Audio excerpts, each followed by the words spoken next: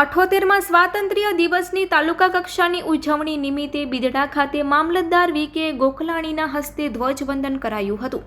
માંડવી તાલુકાના બિદડા ગામે 78માં સ્વાતંત્ર્ય દિવસની તાલુકા કક્ષાની ઉજવણી કરાઈ હતી।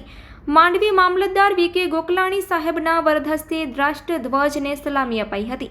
મામલતદાર શ્રીએ આ પ્રસંગે સૌને રાષ્ટ્રીય પર્વની શુભકામના પાઠવી હતી। આ પ્રસંગે માંડવી ટીડીઓ સામરાભાઈ પટેલ તેમજ Mandvi taluka health officer doctor K P. Paswan, Mandvi વન વિભાગના અધિકારી જયાબેન ચૌધરી, કોડાઈ પોલીસના PI Vaghela, Mandvi marine PI R S. Solanki, Bidada head constable Mulraj Gadhvi, Mandvi taluka પંચાયતના પૂર્વ પ્રમુખ નિલેશભાઈ મહેશ્વરી, બિદડાના અગ્રણીઓ મંગલભાઈ સંઘાર તેમજ જયરાજસિંહ સંઘાર સહિતનાઓ ઉપસ્થિત રહ્યા હતા।